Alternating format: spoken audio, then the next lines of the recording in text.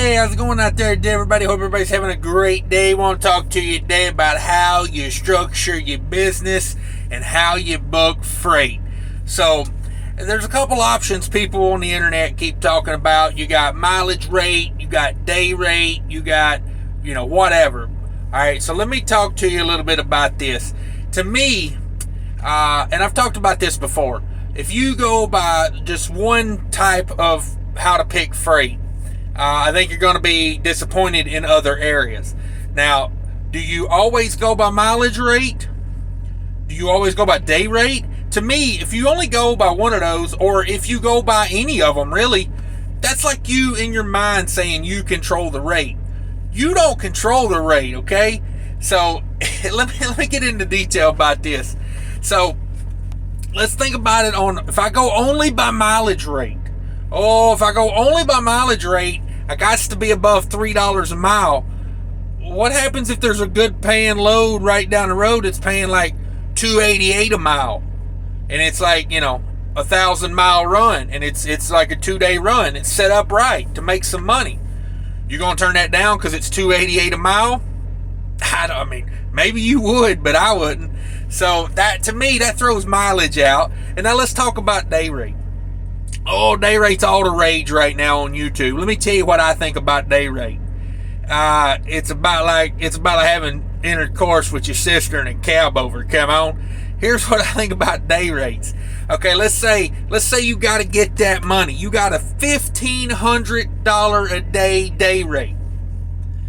Well, that sounds great in theory and all, but again, that goes back to you don't control the rate. So like you pick a load, but okay, let's say we got the $1,500 a day rate. We got to get that nut. You know what I mean? I'm a squirrel looking for a nut. So, or maybe I'm a nut looking for a squirrel. I don't know. But anyway, so you got $1,500 a day rate you got to get. Oh, I got to get that day rate in. Well, let's talk about that putting yourself in a box. You know what I mean? Don't put yourself in a box, because then you're going to be mad at yourself and you're going to be disappointed. So here goes my day rate theory. You got two loads available. Load number one, $1,500. Whoo, that's my day rate. Yeah, come on with it, day rate. And then you think to yourself, well, wait a minute. That load's 750 miles for a day rate. Damn, 750 miles. That's what? Quick math here in my head. That's $2 a mile. That don't sound great to me, but right there, picking up at the same place, let's say there's a load that it only pays $1,200, because we go by day rate. It only pays $1,200. But hey, it's only 300 miles. Ooh, now we're talking. See, I've put myself in a box where I got to get that $1,500 a day rate. See, that's what I'm talking about. Don't put yourself in a box, because you could have took load one, which was, $1,500 for 750 miles. You'd be making $2 a mile. Yeah, you get your $1,500 a day nut, but you drove 750 miles to get it. Versus over here, you could have took load number two, $1,200 on 300 miles. See, all that extra miles you'd be driving on that other load, you'd be putting it into fuel anyway and maintenance and everything else. So, for me, they're both wrong individually. If you say I'm in a box, I'm a day rate guy, or I'm a mileage guy, it's all wrong. Both of it is. You have to pick a load based on the overall loads. Okay, let me tell you how I pick loads and how I choose what I do. Okay, number one, I have a knowledge of the freight market. So if you don't have that, start looking at load boards. Start researching freight markets and seasonal freight markets as well. I run refrigerated. Seasonal's very important to me. You know what I mean? We're finna be in turkey season, so I'm finna start hauling turkeys. Like when produce is in, I haul produce. So you got to learn your seasons and your markets, first things first.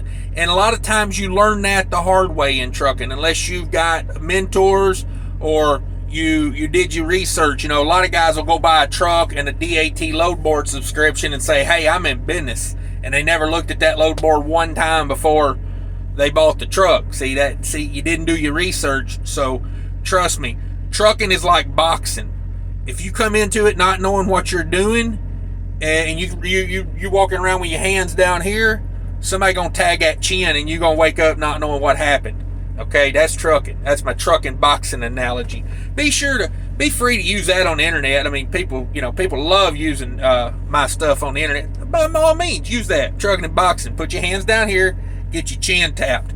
So, anyway, back to my theory here. Here's how you do it. You want to know how to book freight and manage your trucking business? You educate yourself as much as you can. Get education, education, education. Number 2 thing you need to do is learn your markets, which kind of goes back to education, but it's really specific. Like if you're a dry van, learn your markets. If you're a flatbed, learn your markets. Learn your markets. It's so important. It's so key. Now, here's the thing. Once you've got that knowledge, you need to book some freight. Here's how you do it. You pick the best load available to you at the time you need a load. Or if you're booking freight in advance, I'm not saying not book freight in advance. I'm saying like when it comes time to book a load, whether it be you're booking a load for next Tuesday or you're booking a load for 2 hours from now, pick the best load available based on all factors. And here's the factors. How much does it pay total? How much does it pay per mile? How many days am I going to be on this load? So I'm not saying day rate and mileage doesn't work, but it's got to be incorporated into the bigger picture. Okay, you can't run your business out of box. Okay, and this is the art of war. Okay, a good general will make a good plan. A great general will make a good plan and be able to adjust his plan as he goes. So you got to be nimble. You got to be able to move around and make moves. So what I'm saying is when you go to book freight, you need to know what it pays. You need to know how long you're going to be on it, what it pays per mile, where's it picking up from, and where's it going are big factors. Because if you book some $2 a mile freight out of a good market into a bad market, you are first rate screwed.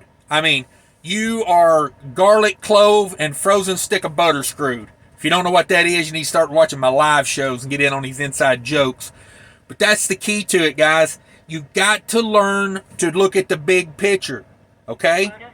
Mileage rate ain't all it, and day rate ain't all it. It's the big picture. Where's the load picking up? Where's it going?